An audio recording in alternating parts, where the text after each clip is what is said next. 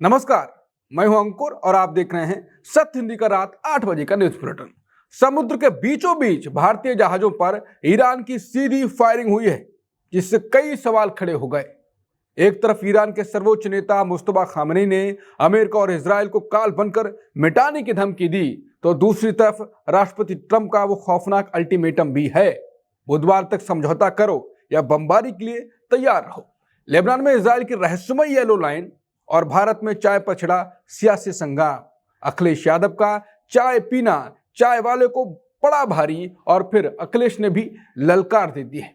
इन तमाम बड़ी खबरों को जानेंगे इस बुलेटिन में। उससे पहले जान लेते हैं बुलेटिन की 5 बड़ी खबरें। हॉर्मुज़ में भारतीय टैंकर को ईरान ने खदेड़ा, फायरिंग कर वापस लौटाया। सेना दिवस पर गरजे मुस्तफा खामनेई, बोले अमेरिका इजराइल को शिकस्त देने को तैयार। हॉर्मुज़ पर ईरान की फिर पाबंदी, अमेरिका पर लगाया धोखे का आरोप, बढ़ा तनाव। लेबनान में इजराइल ने भी बनाई येलो लाइन, नहीं लौट पाएंगे लोग। ईरान ने ठुकराया दूसरी वार्ता का न्योता, अमेरिकी शर्तों पर भड़का तेहरान। शुरुआत करते हैं हॉर्मुज़ में भारतीय टैंकर पर ईरान के एक्शन से। ईरान की सेना ने भारतीय टैंकर समेत 2 जहाजों को हॉर्मुज़ से खदेड़ दिया। भारत का जहाज लाखों बैरल कच्चा तेल लेकर जा रहा था। ट्रैकर्स के मुताबिक ईरानी नौसेना की छोटी नावों ने इन जहाजों को घेर लिया था। ब्रिटिश एजेंसी के मुताबिक ईरानी नौसेना की 2 नावों ने अचानक भारतीय टैंकर पर फायरिंग शुरू कर दी। गनीमत रही कि टैंकर और उस पर सवार सभी लोग सुरक्षित हैं। इसी खौफ के बीच भारतीय जहाजों को भी अपना रास्ता बदलना पड़ा। इनमें से एक भारतीय सुपर टैंकर है, जिसमें 20 लाख बैरल तेल लदा हुआ है। हैरानी की बात यह है कि भारत ईरान से तेल खरीद रहा है, फिर भी यह घटना हुई। उधर शिपिंग कंपनियों को रेडियो पर मैसेज मिल रहे हैं कि रास्ता अब पूरी तरह बंद है। इस अफरा तफरी की वजह से अब दुनिया भर में तेल की सप्लाई रुकने का बड़ा खतरा मंडरा रहा है। ईरान के सर्वोच्च नेता मुस्तफा खामनेई ने ईरान सेना दिवस पर अमेरिका और इजराइल को सीधी चेतावनी दी। मुस्तफा खामनेई ने कहा कि आज की ईरानी सेना दुश्मनों के लिए किसी काल से कम नहीं। खामनेई के मुताबिक अब उनकी सेना किसी तानाशाह के हाथ की कठपुतली नहीं रही है। यह सेना अब सीधे देश की जनता के दिल और उनके घरों से निकलती है। उन्होंने गर्व से कहा कि ईरानी ड्रोन अब अमेरिका और इजराइल पर बिजली की तरह गिर रहे हैं। साथ ही उनकी नौसेना भी दुश्मनों को करारी शिकस्त देने के लिए पूरी तरह तैयार है। अंत में खामनेई ने साफ कर दिया कि आने वाले दिनों में सेना की ताकत और भी बढ़ाई जाएगी। मुस्तफा खामनेई ने कहा कि ईरान अपनी जमीन और पानी की बहादुरी से रक्षा कर रहा है। खामनेई ने अमेरिका और इजराइल को अहंकारी सेना करार देते हुए उन पर सीधा निशाना साधा। उनके मुताबिक ईरान की सेना ने इन दोनों देशों की कमजोरी पूरी दुनिया के सामने ला दी है। साथ ही उन्होंने ये भी कहा कि ईरान की नौसेना भी दुश्मनों को धूल चटाने के लिए तैयार है। हॉर्मुज़ स्ट्रेट पर ईरान ने फिर पाबंदी लगा दी है। अभी शुक्रवार को खबर आई थी कि हॉर्मुज़ स्ट्रेट से जहाज़ों का रास्ता खुल गया है, लेकिन चंद घंटों बाद ही ईरान ने अपना फैसला पलट दिया और कड़ाई बढ़ा दी है। अब ईरान की सेना ने साफ कर दिया है कि यहां से गुजरने वाले हर जहाज पर उनकी पैनी नजर रहेगी। दरअसल ईरान का आरोप है कि अमेरिका ने समझौते की शर्तों को तोड़कर उनके साथ धोखा किया है। उधर अमेरिकी राष्ट्रपति ट्रंप भी अपने जिद पर अड़े हैं कि जब तक समझौता नहीं होगा पाबंदी जारी रहेगी। इसी तनातनी के बीच ईरान ने अपनी सेना को फिर से इस समुद्री रास्ते के प्रबंधन की कमान सौंप दी है, और जब तक अमेरिका पीछे नहीं हटता, दुनिया के सबसे महत्वपूर्ण कारोबारी रास्ते पर संकट के बादल मंडराते रहेंगे। इजराइल ने लेबनान में येलो लाइन खींचकर लोगों की वापसी पर रोक लगा दी है। इसका सीधा मतलब यह है कि जिन इलाकों पर इजरायली सेना का कब्जा है, वहां अब आम लोग वापस नहीं लौट पाएंगे। इजरायली अफसरों ने साफ कर दिया है कि करीब 55 गांवों को इस पाबंदी के दायरे में रखा गया है। भले ही युद्ध विराम की बातें हो रही हों, लेकिन इस लाइन के अंदर सेना अपना ऑपरेशन जारी रखेगी। रक्षा मंत्री ने भी 2 टूक कह दिया कि कब्जा की गई जमीनों को खाली नहीं किया जाएगा। ऐसे में अपने घर लौटने की उम्मीद जगाए बैठे लेबनानी नागरिकों को अब बड़ा झटका लगा। अब देखना यह होगा कि इस नई पाबंदी के बाद सीमा पर शांति बनी रहती है या तनाव और बढ़ता है। ईरान ने फिलहाल अमेरिका के साथ दूसरे दौर की बातचीत से मना कर दिया है। खबर आ रही है कि ईरान ने दूसरे दौर की बातचीत के लिए फिलहाल हामी नहीं भरी। दरअसल ईरान का मानना है कि अमेरिका चर्चा के दौरान बहुत ज्यादा नाजायज मांगे रख रहा है। ईरान ने साफ कर दिया कि जब तक अमेरिका अपनी ये शर्तें वापस नहीं लेता, बात आगे नहीं बढ़ेगी। ईरान ने अपना ये कड़ा संदेश पाकिस्तान के जरिए अमेरिका तक पहुंचा दिया है। उनका कहना है कि वो ऐसी किसी बातचीत में वक्त बर्बाद नहीं करना चाहते जिसका कोई ठोस नतीजा न निकले। तेहरान अब अमेरिका के अगले कदम का इंतजार कर रहा है ताकि भविष्य का रास्ता साफ हो सके। ईरान और अमेरिका के बीच सुलह की उम्मीदें पूरी तरह टूटती दिखाई दे रही हैं। जानकारों का कहना है कि अमेरिका ने ही युद्ध विराम की शर्तों को सबसे पहले तोड़ा। समझौते के मुताबिक हॉर्मुज का रास्ता खुलना था, लेकिन अमेरिका ने पाबंदी जारी रखी। इतना ही नहीं, अमेरिका लगातार इलाके में अपनी फौज और हथियार भी बढ़ा रहा है। कल रात जब ईरान ने रास्ता खोलने की कोशिश की तो ट्रंप ने गलत बयानबाजी शुरू कर दी। इसी वजह से ईरान ने अब हॉर्मुज के रास्ते को फिर से बंद करने का फैसला किया। एक्सपर्ट्स मान रहे हैं कि ट्रंप की बातों का कोई भरोसा नहीं रह गया। वो हर घंटे अपना बयान और अपना फैसला बदल लेते हैं। ऐसे में अब बातचीत की गुंजाइश कम होती दिखाई दे रही है और दोबारा जंग होने का खतरा बढ़ गया है। खबरें अभी और भी हैं जिन्हें आपको जानना चाहिए, लेकिन उससे पहले सत्य हिंदी को लेकर खबर भी जान लें। अगर आपको सत्य हिंदी का काम पसंद है तो आपकी पसंद और अच्छा काम करे, उसके लिए आपका सपोर्ट भी ज़रूरी है। इसके लिए आपको कुछ बड़ा नहीं करना है।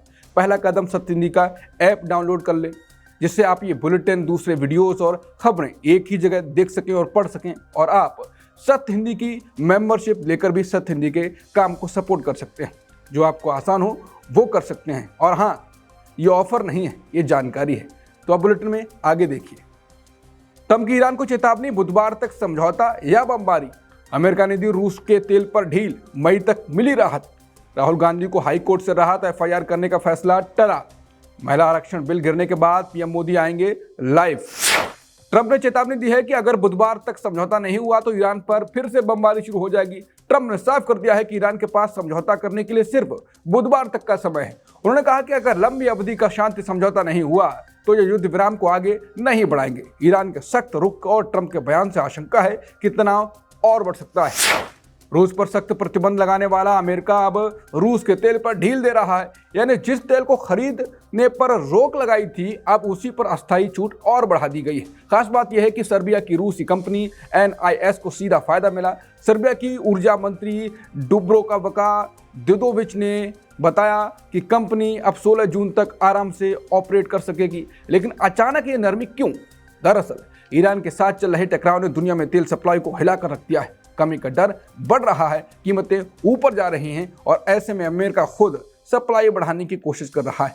इसी वजह से अमेरिकी ट्रेजरी ने नियमों में ढील देते हुए कहा कि अब 16 मई तक जहाजों पर लदा रूसी तेल खरीदा जा सकेगा, जबकि पहले ये छूट 11 अप्रैल तक खत्म हो गई। राहुल गांधी के खिलाफ एफआईआर दर्ज करने के आदेश पर हाई कोर्ट ने फिलहाल रोक लगा दी। कोर्ट ने दोहरी नागरिकता के विवाद में अपने ही फैसले को फिलहाल टाला है। पहले खबर आई थी कि बीजेपी कार्यकर्ता की याचिका पर पुलिस केस दर्ज करने का आदेश हुआ है, लेकिन अब हाईकोर्ट ने साफ किया कि कोई भी अंतिम फैसला सुनाने से पहले राहुल गांधी का पक्ष सुना जाएगा। इसी को लेकर अदालत ने उन्हें नोटिस जारी किया है और अब 20 अप्रैल को इस मामले पर अगली सुनवाई होगी। बीजेपी कार्यकर्ता ने राहुल के पुराने बयानों को लेकर याचिका दायर की थी और दावा किया था कि राहुल के पास ब्रिटिश नागरिकता है। अब सोमवार को होने वाली सुनवाई में तय होगा कि आगे क्या होने वाला है। पीएम मोदी आज रात 8:30 बजे देश को संबोधित करेंगे। दरअसल कल ही लोकसभा में महिला आरक्षण से जुड़ा संविधान संशोधन बिल गिर गया था। विपक्ष ने एकजुट होकर इस बिल के खिलाफ वोटिंग की और सरकार की कोशिश नाकाम हो गई। इस बिल के जरिए सरकार साल 2029 के चुनावों से पहले सीटों की संख्या बढ़ाना चाहती थी। योजना थी कि लोकसभा की 543 सीटों को बढ़ाकर 800 से ज्यादा कर दिया जाए, लेकिन इसके आगे महिला आरक्षण बिल रखा गया। इससे विवाद बढ़ गया और अब कहा जा रहा है कि पीएम मोदी आज अपने भाषण में इसी मुद्दे पर सरकार का पक्ष रखेंगे। विपक्ष लगातार मांग कर रहा है कि 2023 में पास हुआ महिला आरक्षण बिल लागू हो चुका है, उसी के आधार पर आरक्षण इन्हीं सीटों पर दे दिया जाए, देरी ना करें। लेकिन मोदी सरकार परिसीमन के साथ लाकर पूरे खेल को बदल रही है और विपक्ष को महिला विरोधी साबित करने की चाल चल रही है। अभी बुलेटिन में खबरें और भी हैं, आगे देखिए। प्रियंका का हमला, परिसीमन बिल की हार, लोकतंत्र की जीत। महिला आरक्षण बिल गिरना सरकार की नहीं हार, बोले किरेन रिजिजू। अखिलेश के दौरे के बाद चाय वाले पर कार्रवाई, चाय वाले को धमकी पर भड़के अखिलेश, भाजपा को घेरा।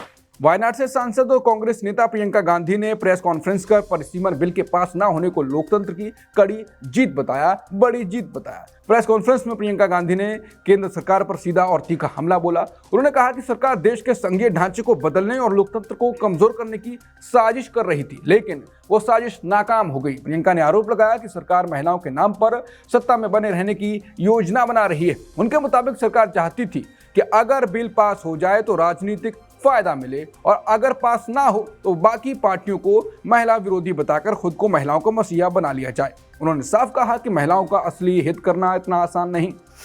लोकसभा में महिला आरक्षण बिल पास ना होने को विपक्ष सरकार की बहुत बड़ी हार बता रहा है। वही सरकार का कहना है कि सरकार की हार नहीं है। केंद्रीय मंत्री किरेन रिजिजू ने प्रेस कॉन्फ्रेंस में कहा, यह सरकार की हार नहीं बल्कि देश के लिए बड़ा झटका है। उन्होंने कांग्रेस पर सीधा हमला करते हुए कहा कि विपक्ष को महिला विरोधी होने का खामियाजा भुगतना पड़ेगा। रिजिजू बोले, सरकार के पास बहुमत था लेकिन संविधान संशोधन के लिए जरूरी 2/3 बहुमत नहीं मिला।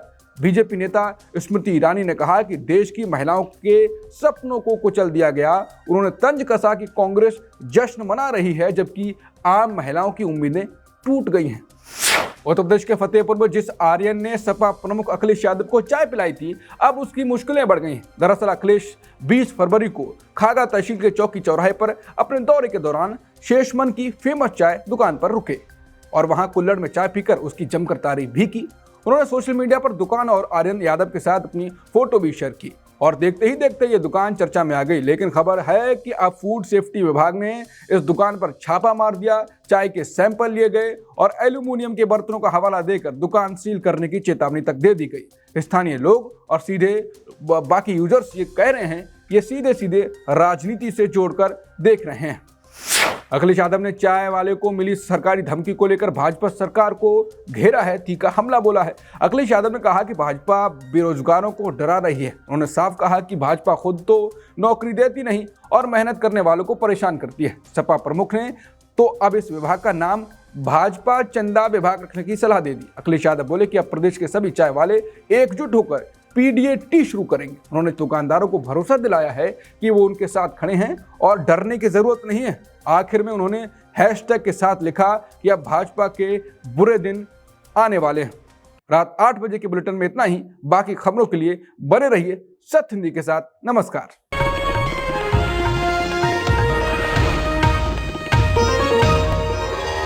Copyright disclaimer under Section 107 of the Copyright Act 1976. Allowance is made for fair use for purposes such as criticism, comment, news reporting, scholarship, and research. Fair use is a use permitted by copyright statute that might otherwise be infringing.